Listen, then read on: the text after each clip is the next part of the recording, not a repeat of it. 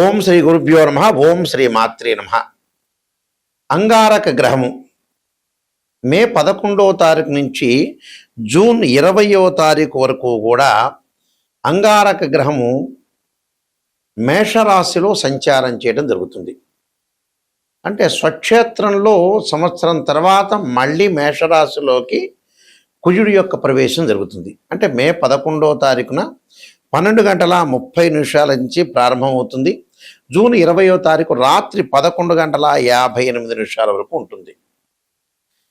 సంవత్సరం తర్వాత మళ్ళీ మేషరాశిలోకి కుజుడి యొక్క సంచారం వల్ల ద్వాదశ రాశుల వాళ్ళకి ఎలాంటి ఫలితాలు జరగబోతున్నాయి తెలుసుకునే ముందు కుజుడి యొక్క కారకత్వాలు ఏమిటి అంటే సత్వ భూ ప్రాకార రోగ వ్రణ సాహస శస్త్ర అగ్ని సందర్శనోత్పాటన భాతృక కుజ అంటారు.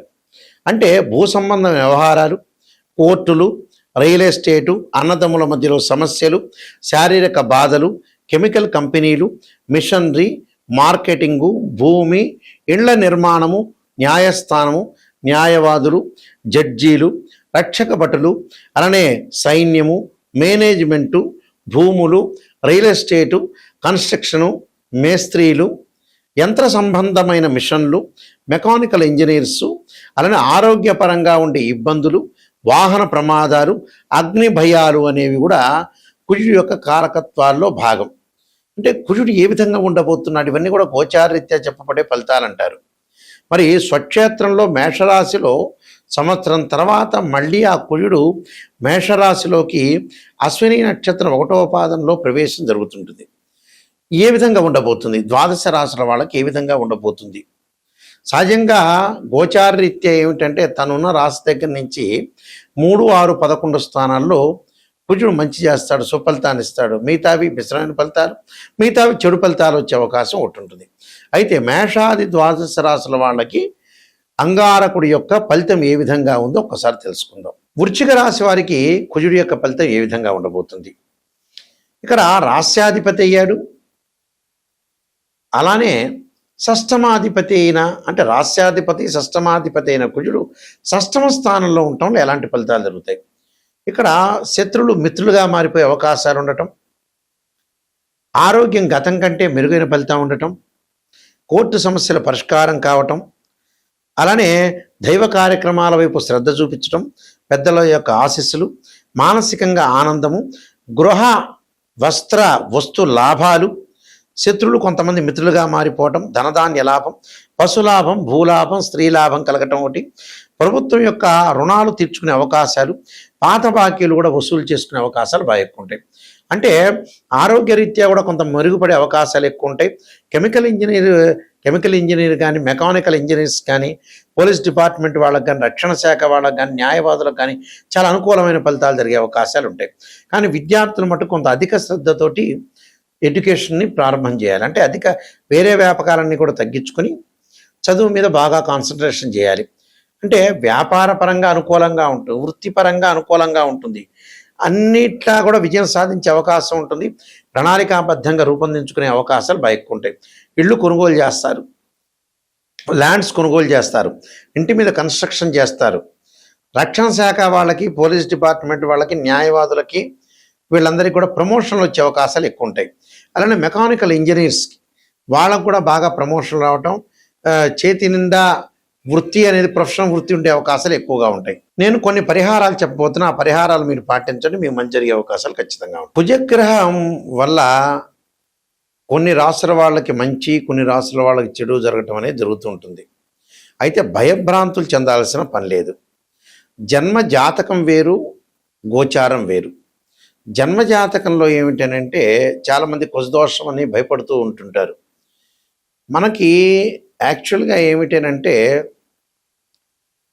ఏదైతే కుజదోషం గురించి బాధపడుతున్న వ్యక్తులకి 13 నక్షత్రాల వాళ్ళకి కుజదోషం వర్తించదు. కొన్ని లగ్నాల వాళ్ళకి, కొన్ని రాశుల వాళ్ళకి కూడా కుజదోషం అనేది వర్తించదు. అసలు ఏ నక్షత్రాల వాళ్ళకి వర్తించదు, ఏ లగ్నాల వాళ్ళకి, ఏ రాశుల వాళ్ళకి వర్తించదు అనేది చాలా ఇంపార్టెంట్ పాయింట్ ఇందులో. అయితే అది జన్మజాతకం చూసినప్పుడు వాళ్ళకి ఏ నక్షత్రం అవుతుందో మనం చూసుకొని దాన్ని చెప్పొచ్చు. 13 నక్షత్రాల వాళ్ళకి ఇప్పుడు అశ్విని, మృగశిర, పునర్సు ఇలాంటి నక్షత్రాల వాళ్ళకి రేవతి కానీ, అనురాధ కానీ ఇలాంటి కొన్ని 13 నక్షత్రాల వాళ్ళకి, కొన్ని రాసుల వాళ్ళకి కానీ, కొన్ని లగ్నాల వాళ్ళకి కానీ కుజదోషం అనేది వర్తించదు. అలానే కుజుడు గురువుతో కలిసిన గురువు యొక్క దృష్టి కుజుడి మీద ఉన్నా కూడా మనకి కుజదోషం అనేది వర్తించదు. కాబట్టి ఇది గమనించాలి. ఇది జన్మ జాతకం. అయితే మనం ప్రస్తుతం చెప్తున్నది ఏంటంటే గోచారం. గోచార పరంగా తమ రాశి నుంచి 3, 6, 11 స్థానాల్లో కుజుడు ఉంటే మంచివాడు. మిగతా రాశుల్లో మిగతా స్థానాల్లో ఉంటే మిశ్రమైన ఫలితాలు, చెడ్డ ఫలితాలు జరిగే అవకాశం ఉంటుంది. అలా భయభ్రాంతులు చెందాల్సిన పని లేదు. మరి కుజుడు మనకి గోచారీత్యా అనుకూలంగా లేకపోతే, కుజుడు యొక్క ప్రభావం అనేది మన జాతకం మీద ఉంటే ఏం చేయాలి, అసలు ఎలాంటి పరిహారాలు చేయాలి? టోటల్గా జన్మ జాతకమైన గోచారమైనా కూడా బోత్. కుజుడికి అధిదేవతలు ప్రత్యదేవతలు ఉంటారు.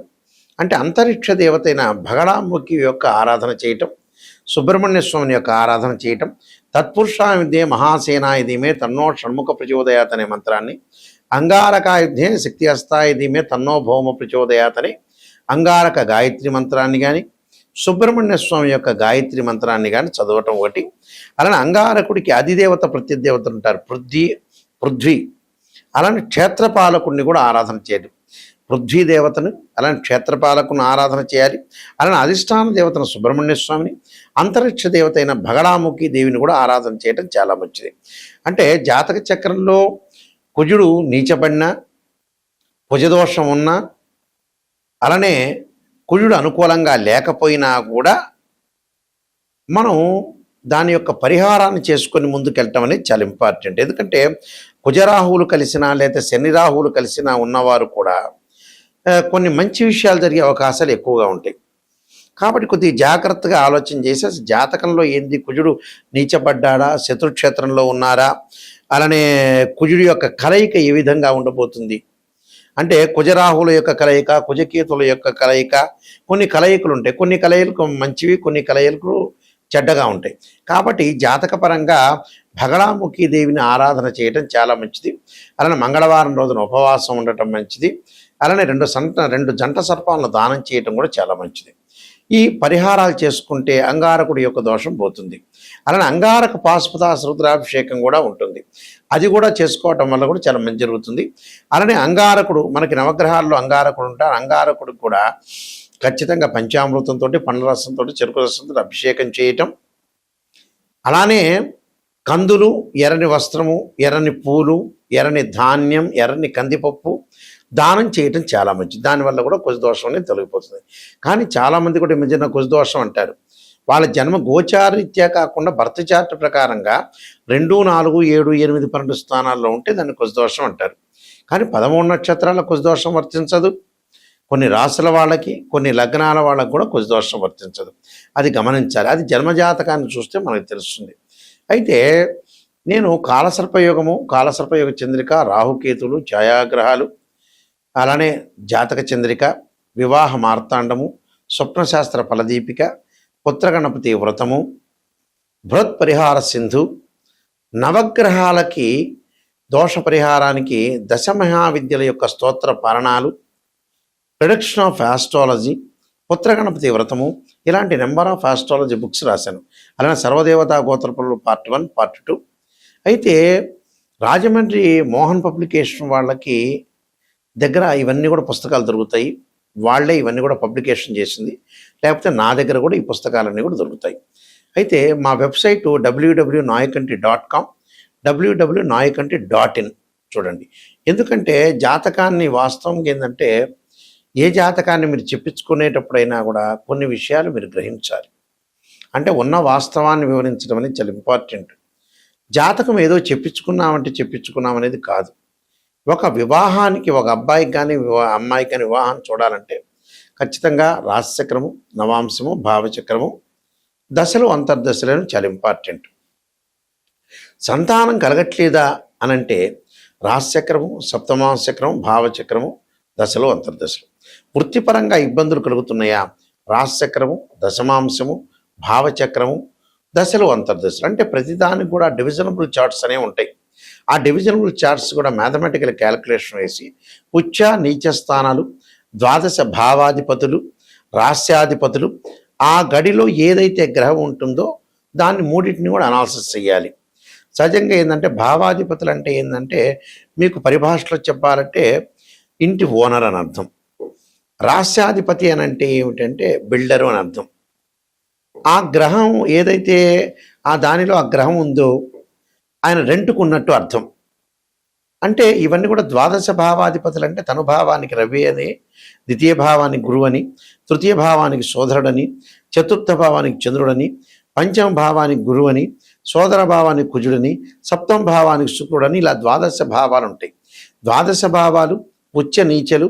ఉదాహరణకి డిగ్రీల్లో కూడా క్యాలిక్యులేషన్ చాలా ఇంపార్టెంట్. ఎక్కడ నీచ ఉంటాడు, ఎక్కడ పరమ నీచ ఉంటాడు. మకర రాశి గురువు సహజంగా ఏంటంటే నీచ 5 డిగ్రీల వరకు నీచ, తర్వాత పరమ నీచ. ఇలాగా ఏదైతే కుజుడు ఎక్కడ ఉచ్చ స్థానంలో ఉంటాడు, ఎక్కడ నీచ స్థానం, దాని యొక్క స్వక్షేత్రం ఏంటి అనేవన్నీ కూడా ఆలోచన చేయాలి. ఆలోచన చేసి ఎక్కడ మనకి నీచం ఉంటాడు, ఎక్కడ ఉచ్చలో ఉంటాడు. సహజంగా మకరం అనేది మకరము కర్కాటక రాశులు తీసుకుంటే నీచ ఉచ్చ స్థానాలు కుజుడికి. అలానే మేష వృశ్చిక స్థానాలు కుజుడికి స్వక్షేత్రాలు. ఇలాంటివన్నీ కూడా గమనించాలి, ఎన్ని డిగ్రీల్లో ఎంతవరకు ఉంటుందని. కాబట్టి ఖచ్చితంగా మీరు ఎక్కడో ఏదో విషయాన్ని ఆలోచన చేసి నిజాన్ని తెలుసుకుంటేనే మంచి జరిగే అవకాశం ఉంటుంది. ఎవరైనా సరే నన్ను అప్రోచ్ అయ్యేవాళ్ళు నిజాన్ని తెలుసుకోవడానికి మాత్రమే ఫోన్ చేయండి. ఎప్పుడు కూడా నిజంగా నెగిటివ్ తెలుసుకుంటేనే, నిజంగా భగవంతుడు సాక్షిగా నెగిటివ్ తెలుసుకుంటేనే పాజిటివ్ అయ్యే అవకాశం ఉంటుంది. కేవలం గురువు గారండి మేమొక్కళ్ళమే కాదు, ఎవరినైనా సరే మీరు ఆస్ట్రాలజీ అప్రోచ్ అయ్యేటప్పుడు గురువుగారు నిజాన్ని చెప్పండి, ఎక్కడైతే నెగిటివ్ ఉంటుందో ఆ నెగిటివ్ చెప్పండి, మేము పాజిటివ్ చేసుకుంటాం, దాని పరిహారాలు చెప్పండి. ఎందుకంటే జీవితం అనేది ఎక్కువగా లేదు. 55 ఏళ్ళు 60 ఏళ్ళు రాగానే బోనస్ మార్కులతోనే మనిషి బతుకుతూ ఉంటాడు. తొందరగా పిల్లల యొక్క పెళ్ళిళ్ళు కానీ, చదువులు కానీ అన్నీ కూడా టోటల్గా కంప్లీట్ చేసుకొని ముందుకు వెళ్ళాలి. చేసుకుంటేనే మన లైఫ్ అనేది మనం లీడ్ చేయగలుగుతాం. ఉన్న నిజాన్ని నేను చెబుతున్నాను. ఎందుకంటే నిజం తెలుసుకోవటం అనేది చాలా మీరు ఇంపార్టెంట్. నా ధర్మం కూడా నిజాన్ని చెప్పటమే. కాబట్టి ఎవరైనా సరే నాయకంటే మల్లికార్జున శర్మ గారిని అప్రోచ్ అయ్యేవాళ్ళు నిజం తెలుసుకోండి. నా ద్వారా బాగుపడితే నేను చాలా సంతోషిస్తాను. ఎందుకంటే ఏదైనా సరే బాగుపడటం మనిషి కావాలి. ఖచ్చితంగా మీరు నెగిటివ్ని పాజిటివ్ చేసుకోవడం ఎలాగా ఆలోచన చేయండి. టైం అనేది మనిషికి లేదు. టైంను వాల్యూ చూసుకోండి. బ్రెయిన్ మెచ్యూరిటీ వాల్యూస్ పెంచుకోండి. డెవలప్మెంట్ అనేది కాండి. మీ అందరికీ కూడా మంచి జరగని ఆశిస్తూ, శ్రీ పరమేశ్వరుడు యొక్క కరుణాకటాక్షం ఉండాలని ఆశిస్తూ, సర్వే జనా సుఖినో భవంతు.